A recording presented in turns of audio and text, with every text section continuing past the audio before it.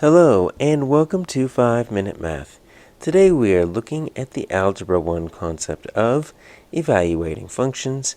This is standard A.12B in the great state of Texas, and we are using item number 20 of the 2018 released STAAR test. If you haven't done so already, please go ahead and take a moment to pause the video, work this problem out on your own, unpause it, and we will look at our answers together.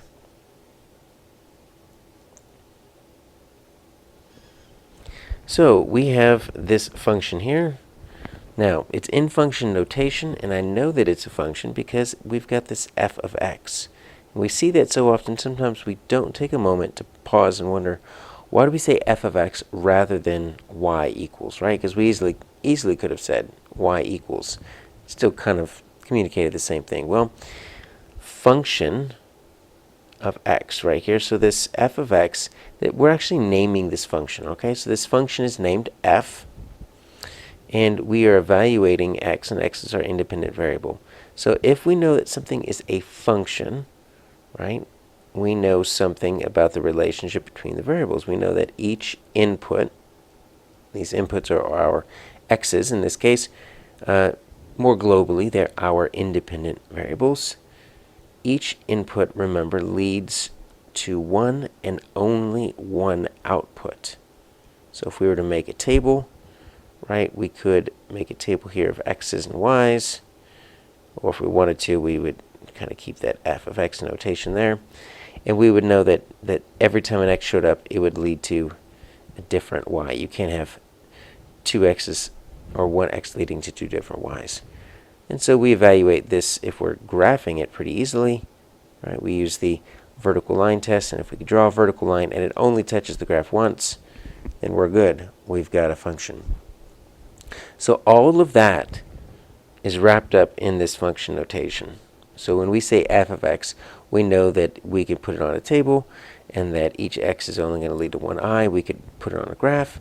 We could draw vertical lines on it, and we know that it's not going to cross the graph twice. So that's why this is a pretty powerful notation. So what does f of 16 mean? Well, f of 16 means what we're going to do is we are going to evaluate our independent variable of 16. So when you see that 16 replacing the x, that means, all right, let's substitute in 16 for the x. That's all that means.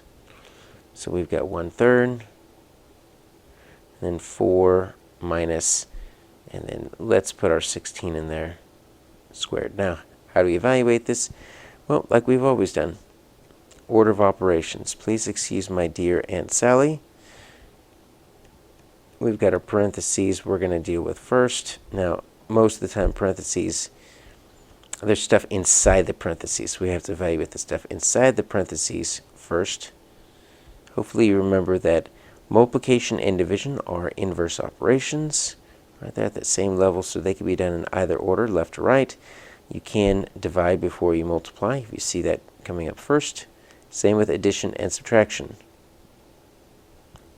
All right, so let's evaluate this. So I see I've got a parentheses first, so I need to deal with what's inside that parentheses. Now the parentheses only has one thing in there, the subtraction. Okay, sometimes there's multiple things in parentheses, and you'll have to do the order of operations within that. But in this case, you don't. So we are simply going to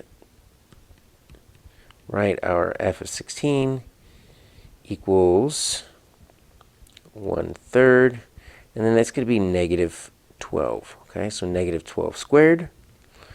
Now we're going to deal with that exponent, right? That comes next. So f of 16 equals 1/3. -12 squared makes a positive 144.